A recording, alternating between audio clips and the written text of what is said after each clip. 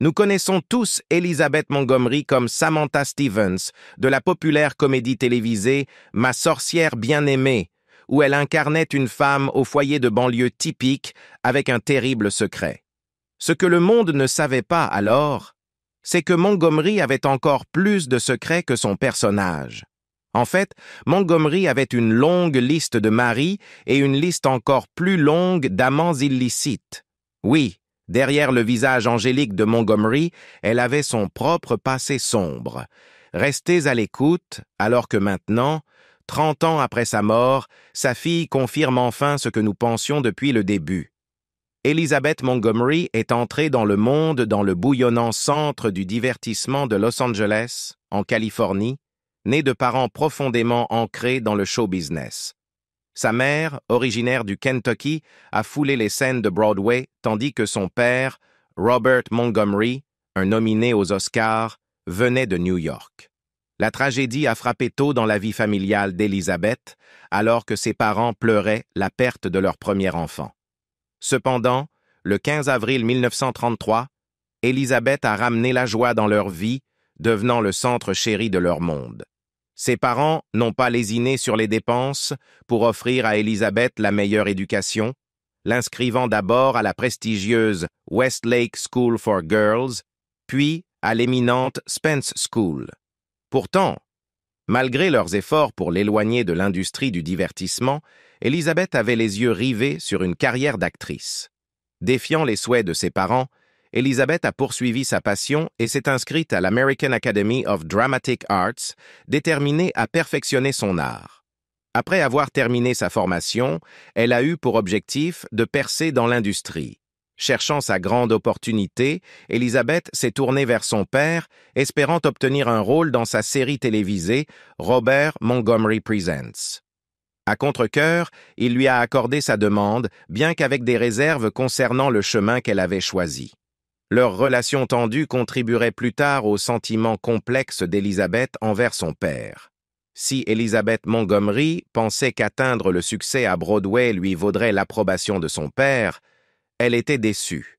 Malgré ses débuts remarquables dans Late Love, qui lui a même valu un Theatre World Award, un exploit impressionnant pour une débutante, cela n'a pas impressionné son père. Tout au long de la diffusion de l'émission, M. Montgomery l'a submergé de notes critiques, mettant en évidence ses lacunes perçues. Consciente que ses talents d'actrice seuls ne suffiraient pas à changer l'opinion de son père, Elizabeth a pris une décision douteuse dans sa quête pour gagner sa faveur. La peur profonde et le désir d'approbation de son père de Montgomery n'ont pas seulement affecté sa carrière, ils ont également imprégné sa vie amoureuse de manière de plus en plus troublante. En 1954, elle épouse Frederick Kaman, un riche et bien connecté mondain qui n'avait aucun lien avec l'industrie du divertissement dans l'espoir de gagner enfin l'approbation de son père. Malgré l'écart d'âge significatif entre eux, Kaman étant presque d'une décennie son aîné, un détail qui a fait sourciller, l'union était considérée comme un moyen potentiel de gagner la faveur de son père. Malheureusement, cette décision ne marquait que le début de son parcours tumultueux. Lorsqu'Elizabeth Montgomery a décroché son premier rôle à Hollywood dans The Court Martial of Billy Mitchell, aux côtés du charismatique Gary Cooper, cela a annoncé des ennuis pour son mariage. Cooper, un séduisant homme plus âgé, est devenu son talon d'Achille, éveillant des désirs interdits. Alors que des rumeurs circulaient sur une liaison entre Montgomery et Cooper, leurs indiscrétions ont atteint un point de rupture lorsqu'ils auraient été surpris dans une situation compromettante par un membre de l'équipe. Cependant, leur aventure imprudente allait bientôt déclencher des conséquences désastreuses. Comme le montre son implication rapide avec son premier partenaire hollywoodien, la vie domestique de Montgomery était loin d'être heureuse. Il semblait que son époux plus âgé, Kaman, partageait des similitudes avec son père en désirant qu'elle abandonne le métier d'actrice pour assumer un rôle de femme au foyer. Cet arrangement n'était certainement pas ce qu'elle avait envisagé, et les signes de mécontentement étaient évidents. En moins d'1 an, le mariage s'est effondré. Avec une liberté retrouvée, Montgomery n'a pas perdu de temps à embrasser la vie à pleines dents. Après avoir orné les écrans de télévision à de nombreuses reprises et même avoir remporté un Emmy Award, Montgomery aspirait à un peu de romance. En 1956, elle a décroché un rôle dans Warner Bros. Presents et est rapidement tombée amoureuse de l'animateur de l'émission. Était-ce là encore une autre décision douteuse? Eh bien, c'est à vous de décider. Son amoureux de l'époque n'était autre que le lauréat de l'Academy Award, Gig Young, qui avait la bagatelle de 26 ans de plus qu'elle. Pourtant, ce n'était pas qu'une simple aventure. Les deux se sont mariés la même année. Il semblait que Montgomery avait enfin renoncé à la quête de l'approbation de son père, car ce nouveau mariage l'avait mis hors de lui. Sans aucun doute, le choix du conjoint de Montgomery a mis en colère son père. Non seulement Young était considérablement plus âgé, mais il travaillait également dans le show business. Ajoutant au désaccord, Young luttait contre l'alcoolisme. Malheureusement, son mauvais traitement envers Montgomery s'est intensifié et malheureusement encore, elle s'est retrouvée obsédée par sa tentative de le sauver de ses démons. Malheureusement, ses efforts ont été vains et le couple a divorcé en 1963. Cependant, comme nous le découvrirons bientôt, Montgomery a réussi à éviter une catastrophe bien plus grave en se séparant de Young. Pendant la production du thriller néo-noir Johnny Cool en 1963, Montgomery a encore renforcé sa réputation de personne qui trouvait l'amour sur le plateau. En incarnant une mondaine qui tombe amoureuse d'un membre de gang dans le film, elle a également été attirée par quelqu'un d'autre, le réalisateur. Alors, avait-elle appris sa leçon sur les relations avec les hommes plus âgés? Apparemment pas. William Asher, le réalisateur, avait plus d'une décennie de plus qu'elle. Non seulement il était plus âgé, mais la sécurité de Montgomery était également compromise avec lui. En fait, sa vie était en danger. Malgré son association avec le réalisateur, Montgomery a connu divers accidents sur le plateau. Sa main a été écrasée dans une portière de voiture et elle a subi de graves ecchymoses en montant à bord d'un bateau. Elle a même gagné un surnom du Los Angeles Times, l'actrice la plus meurtrie en images. Cependant, au-delà des blessures physiques, ce film lui a également infligé des blessures émotionnelles. Alors que le tournage de Johnny Cool mettait le corps de Montgomery à rude épreuve, ce n'était pas le seul défi auquel elle était confrontée. Dans une scène, son personnage était censé être attaqué par un personnage masculin, ce qui était émotionnellement et physiquement éprouvant pour Montgomery. Malgré ces difficultés, son réalisateur et petit ami de l'époque ont pris une décision sans cœur. Il a coupé toute la scène du film. Malgré ce revers, Montgomery est resté déterminé à travailler avec Asher. Bien que Johnny Cool ait reçu des critiques mitigées, Montgomery ne s'est pas laissé décourager. Elle a épousé Asher en 1963 et ils ont prévu de s'imposer comme un couple de poids dans le show business. Ils ont découvert une série comique intrigante sur une sorcière moderne et sa relation amusante avec son mari mortel. C'était la genèse de Ma sorcière bien-aimée qui allait devenir un tournant majeur pour Montgomery. Cependant, malgré la prémisse prometteuse, le début de Ma sorcière bien-aimée n'a pas été un long fleuve tranquille. Montgomery était remplie d'excitation alors qu'elle se préparait à commencer les répétitions de sa nouvelle émission le 22 novembre 1963. Cependant, cette journée revêtait une signification tragique.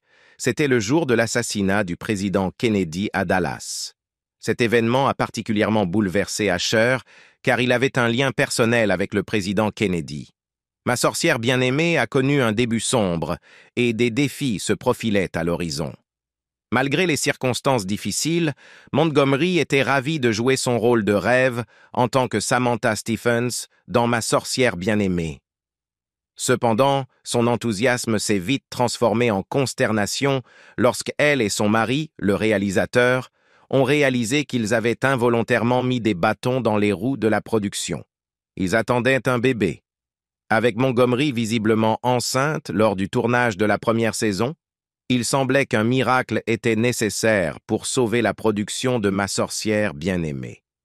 Montgomery attendait probablement avec impatience l'arrivée de son premier enfant, mais les producteurs de Ma sorcière bien-aimée cherchaient frénétiquement des solutions pour cacher son ventre en expansion. Alors que les miracles n'étaient pas une option, ils ont conçu quelques astuces ingénieuses. Leur plan impliquait de filmer d'abord les scènes où Montgomery n'apparaissait pas, ce qui, heureusement, était peu nombreuses. Après son accouchement, il tournerait rapidement ces scènes pour que l'émission soit prête pour sa première. Quand Ma sorcière bien-aimée a finalement été diffusée, Montgomery a captivé le public avec sa performance. Les producteurs ont décidé de capitaliser sur sa popularité en introduisant Serena, la cousine audacieuse et élégante de Samantha Stephens. Les fans l'adoraient, mais quelqu'un d'inattendu aussi. Des rapports ont fait surface sur une observation inhabituelle. Montgomery, toujours habillé en Serena, et son mari se dirigeant vers un motel pour profiter hors écran. Alors que le vrai mari de Montgomery semblait avoir tout sous contrôle, son mari à l'écran ne rencontrait que des problèmes. Lorsque Dick York, l'acteur qui jouait son mari à l'écran, a eu de graves douleurs au dos, Montgomery a laissé les écrivains s'en occuper. Leur solution? Garder le mari d'Arin confiné au canapé, au lit ou hors écran entièrement. Malheureusement, les douleurs au dos de York ont empiré et son départ de l'émission est devenu inévitable. La lutte de Dick York contre la douleur chronique l'a entraîné sur un chemin sombre de dépendance aux médicaments et, finalement, d'abus d'alcool. Montgomery a été témoin des effets des démons personnels de York lorsqu'elle l'a vu apparaître éméché lors d'une scène. Il semblait que les problèmes personnels de Dick York ne pouvaient pas s'aggraver, mais c'est pourtant le cas. Comme si les problèmes de York ne suffisaient pas, il a avoué son amour à Montgomery, créant des tensions sur le plateau, surtout avec son mari, qui était le réalisateur. L'ambiance sur le plateau de Ma sorcière bien-aimée est devenue de plus en plus tendue, entraînant la nécessité d'une résolution. Épuisée par le drame entourant York et désireuse de se concentrer sur son travail, Montgomery a atteint son point de rupture lorsqu'il s'est effondré pendant le tournage de la 5e saison. Avec York incapable de continuer, la production l'a remplacé par Dick Sargent. Pour Montgomery, le changement d'acteur incarnant son mari à l'écran n'était pas une préoccupation majeure. Cependant, quand ils ont remplacé le réalisateur, c'est là que les vrais ennuis ont commencé. Il faut se rappeler que le mari de Montgomery tenait les rênes du réalisateur sur Ma sorcière bien-aimée. Cependant, quand le réalisateur invité, Richard Michaels, est entré en scène, il a assumé 2 rôles. La réalisation de l'émission de télévision et, à la surprise générale, s'est engagé dans une romance avec l'actrice principale, Montgomery elle-même. Prévisiblement, garder une telle liaison secrète sur un petit plateau comme Ma sorcière bien-aimée s'est avéré presque impossible. L'affaire entre Montgomery et Michaels a rapidement tourné au vinaigre de manière spectaculaire. Tant le mari de Montgomery que la femme de Michaels ont découvert l'infidélité, ce qui a entraîné des tentatives de sauver leur mariage brisé. Malgré leurs efforts, aucun des couples n'a réussi à surmonter la tempête, avec les 2 mariages s'effondrant dans l'année suivant l'autre. Avec le moral de l'émission atteignant un niveau record, la question imminente était « Quelles seraient les conséquences de ces révélations ?» Elizabeth Montgomery se retrouva dans une situation familière à de nombreuses stars de séries télévisées de longue date, se sentant agitée et cherchant une stratégie de sortie. Lorsqu'elle laissa entendre aux producteurs que peut-être son temps dans Ma sorcière bien-aimée touchait à sa fin, au lieu de recevoir de la sympathie ou des encouragements, elle se vit offrir une offre lucrative pour rester. Pendant encore quelques saisons, Montgomery continua, motivée par les incitations financières. Cependant, à la 8e saison, elle décida qu'il était temps de tirer sa révérence. Avec la fin de son mariage avec le réalisateur, elle ne voyait aucune raison de continuer à incarner un personnage dont elle était devenue lasse. Ainsi, elle fit ses adieux à la série qui avait été son pilier pendant près d'une décennie, reprenant enfin sa liberté. Ayant abandonné 2 ancres importantes de sa vie, son mari et la série télévisée à longue durée de vie qu'il avait cataloguée, Montgomery aspirait à des opportunités de jeu plus diverses et sérieuses. En 1974, elle joua dans un téléfilm abordant le sujet sensible d'une femme subissant des agressions sexuelles par un homme, non pas une fois mais 2 fois. Cela marqua une rupture avec le genre de sitcom léger avec lequel elle était associée. Déterminée à préserver l'intégrité du matériel, Montgomery s'opposa vivement aux tentatives des producteurs de diluer le récit en coupant la deuxième scène d'agression. Montgomery était bien consciente de son pouvoir d'étoile et n'hésitait pas à le manier lorsque c'était nécessaire. Elle a clairement indiqué que s'il continuait à couper la scène, elle se retirerait complètement du film. Confrontés à la perspective de perdre leur actrice principale, les producteurs ont sagement réexaminé leur décision et le film a récolté les récompenses de la détermination de Montgomery. Le téléfilm de NBC est devenu un énorme succès, affichant les meilleures notes du réseau avec une part d'audience étonnante de près de 50%. De plus, la performance de Montgomery lui a valu une nomination aux Emmy Awards, bien qu'elle n'ait finalement pas remporté le prix. Néanmoins, l'impact du film s'est étendu bien au-delà des récompenses. Avec Montgomery à la barre, le film a suscité d'importantes conversations sur la manière dont les autorités et les professionnels traitent les cas impliquant des victimes féminines de telles infractions. En conséquence, des améliorations tangibles ont été apportées aux droits de l'homme des femmes dans des situations similaires. Montgomery se retrouvait non seulement actrice, mais aussi catalyseur de changements positifs.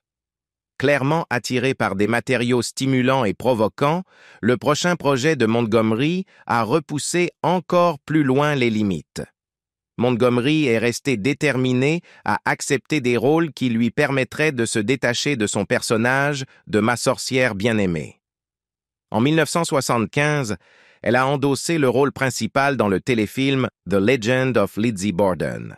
Si elle visait le sérieux et le dramatique, elle a certainement réussi.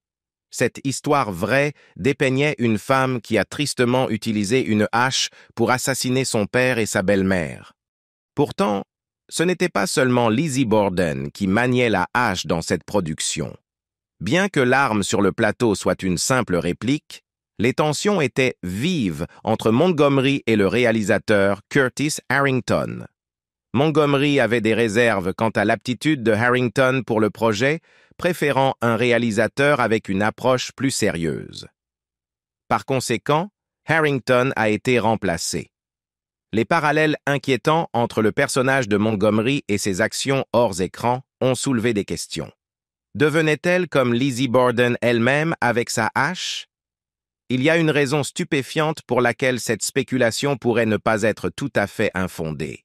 Montgomery, comme de nombreux acteurs, comprenait la distinction entre son rôle à l'écran et sa personne dans la vraie vie lorsqu'elle a accepté de jouer le rôle de la tristement célèbre Lizzie Borden. Cependant, une révélation surprenante a ajouté une touche inquiétante à sa connexion avec le personnage.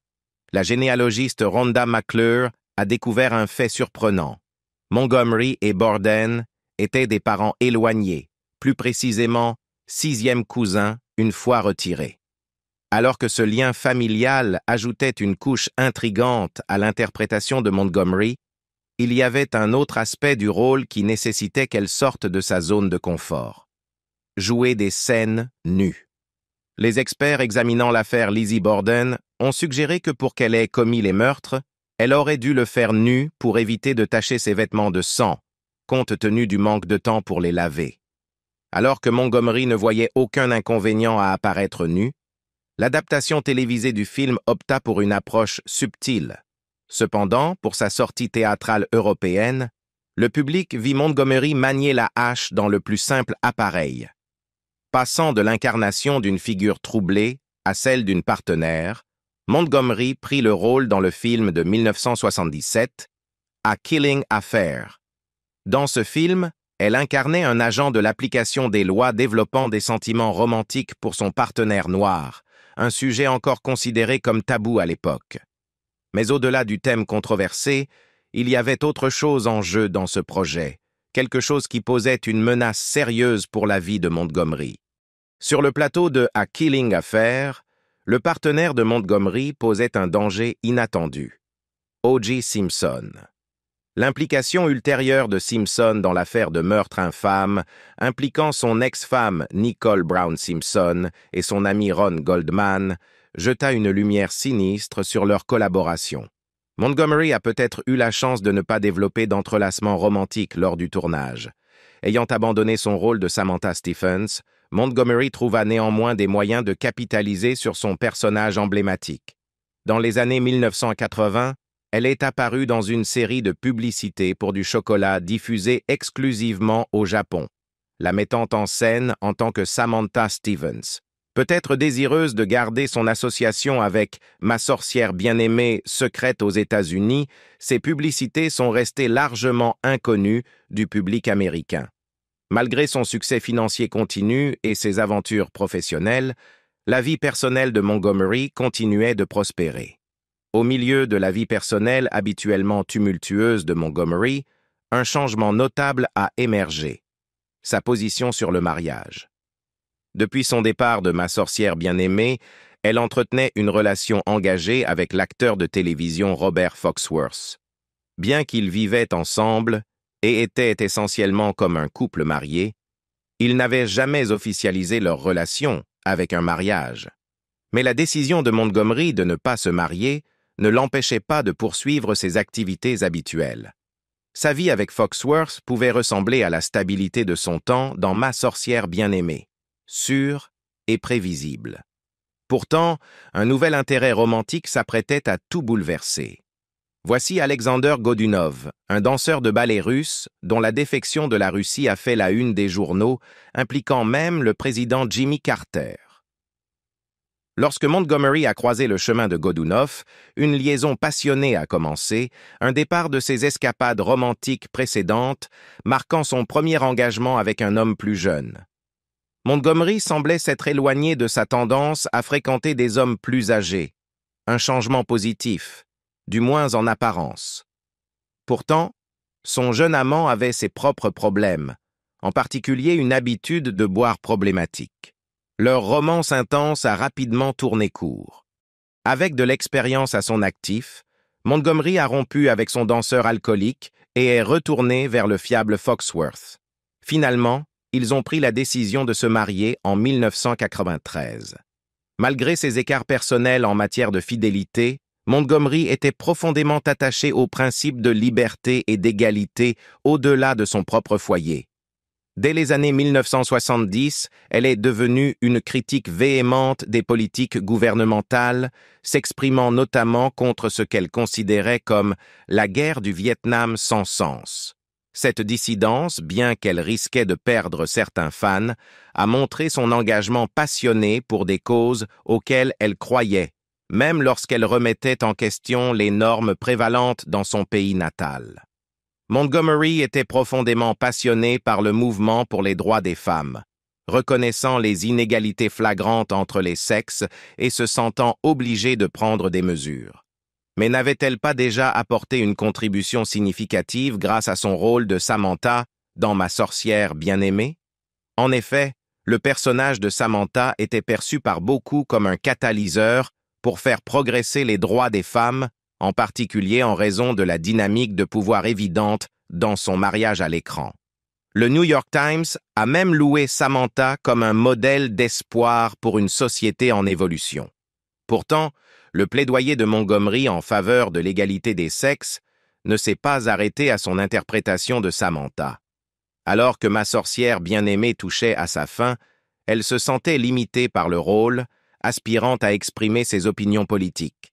Dans une démarche astucieuse, elle a discrètement manifesté son soutien au mouvement de libération des femmes. À travers l'Amérique, les femmes protestaient en brûlant leur soutien-gorge. Montgomery a pris une position similaire en refusant de porter le sien pendant le tournage. Mais elle ne s'est pas arrêtée là. Vous vous souviendrez peut-être qu'il y avait deux acteurs nommés Dick dans Ma sorcière bien-aimée, Dick York et Dick Sargent. Fait intéressant, ce dernier était homosexuel. Montgomery, voulant montrer son soutien à son époux de télévision, s'est impliqué dans le mouvement des droits des homosexuels. Dans un geste significatif, elle et Sargent ont servi de grands maréchaux à la Gay Pride Parade de Los Angeles en 1992. Mais arrêtons-nous un instant. N'y avait-il pas de queer inhérent dans Ma sorcière bien-aimée de toute façon? Montgomery a avoué plus tard que l'émission explorait subtilement les thèmes de la répression. Analysons cela. L'histoire tournait autour d'une femme qui ne pouvait pas embrasser ouvertement sa véritable identité. En essence, son essence même devait rester cachée. Et pendant l'époque où Ma sorcière bien-aimée a été produite, l'homosexualité n'était pas seulement stigmatisée, mais aussi illégale, avec le risque d'emprisonnement. Est-ce que le concept d'être une sorcière symbolisait l'expérience d'être homosexuel? C'est une métaphore captivante à considérer. Pourtant, il y a un autre aspect queer à Ma sorcière bien-aimée. Bon nombre des personnes impliquées dans sa production faisaient également partie de la communauté LGBTQ+. Nous avons abordé l'homosexualité de Dick Sargent, mais y avait-il quelqu'un d'autre de Ma sorcière bien-aimée qui faisait partie de la communauté LGBTQ+? Paul Land, qui a joué l'oncle Arthur dans 10 épisodes, a finalement fait son coming out. De plus, des rumeurs circulaient sur Maurice Evans, qui jouait le père de Samantha, et certains ont même spéculé sur Agnes Moorehead, qui incarnait la mère de Samantha. Avec un tel casting, certains l'ont surnommé le casting le plus gay de l'histoire de la télévision. Montgomery s'était entouré de membres de la communauté queer, donc lorsqu'une crise nationale de santé a émergé, elle n'a pas hésité à agir. Dans les années 1980, Montgomery a été témoin de l'impact dévastateur de la crise du sida en Amérique, en particulier parmi ses amis homosexuels. Fidèle à sa nature politiquement active, Montgomery s'est rangé du bon côté de l'histoire, devenant l'une des premières célébrités à exprimer son soutien à ceux qui étaient touchés. Son plaidoyer a montré un immense courage, mais tragiquement, elle allait bientôt avoir besoin de ce courage pour affronter sa propre crise de santé. En 1995, Montgomery se retrouve dans un bonheur professionnel avec une émission de télévision taillée sur mesure pour ses inclinations politiques. Intitulée Deadline for Murder from the Files of Edna Buchanan, la série s'inspirait de la journaliste lauréate du prix Pulitzer dans la vie réelle. Malgré son titre encombrant, l'émission promettait de l'excitation et du contenu. Cependant, alors que Montgomery commençait à se sentir mal pendant le tournage, elle a ignoré les symptômes, une décision fatale aux conséquences désastreuses. Ce n'était pas la grippe qui la tourmentait. C'était quelque chose de bien plus sinistre, le cancer. Tragiquement, le cancer était déjà passé à un stade terminal. Juste 8 semaines après avoir reçu ce diagnostic dévastateur, Elizabeth Montgomery est décédée à l'âge de 62 ans, entourée de ses proches. Ajoutant à la tristesse de son décès, une coïncidence significative a jeté une ombre sur cette date déjà sombre dans l'histoire. Souvenez-vous de la romance de Montgomery avec le danseur russe? Eh bien, le destin est intervenu pour les reconnecter dans un tournant macabre. Le même jour où Montgomery est décédé, une découverte sinistre s'est déroulée. Lorsque le médecin de Godounov a envoyé une infirmière pour vérifier son état, elle a fait une découverte glaçante en entrant dans son appartement. Là gisait le corps sans vie du danseur, inaperçu pendant près d'une semaine. Cependant, Godounov n'était pas le seul ex de Montgomery à connaître une fin tragique. Son deuxième mari tumultueux, Gig Young, a connu un destin sinistre en 1978. Choquant, il s'est suicidé après avoir tué sa femme. C'est un soulagement que Montgomery ait mis fin à son mariage avec Young quand elle l'a fait. La mort prématurée de Montgomery a laissé sa famille et ses proches aux prises avec le chagrin et le désir de préserver sa mémoire. Ils ont eu une idée poignante, mettre aux enchères sa garde-robe et donner les recettes à la AIDS Healthcare Foundation de Los Angeles, une cause chère au cœur de Montgomery. Ils ont même fait appel à Erin Murphy, l'une des actrices qui jouait sa fille à la télévision, pour modéliser les vêtements.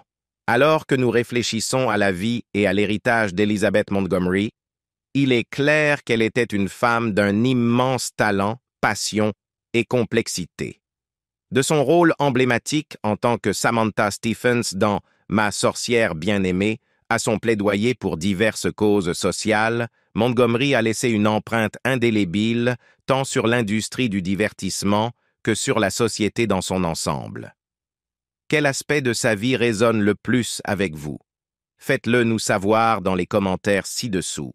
Et pour plus d'aperçus fascinants de la vie d'Elizabeth Montgomery et d'autres sujets intrigants, assurez-vous de liker et de vous abonner pour de futurs contenus. À bientôt.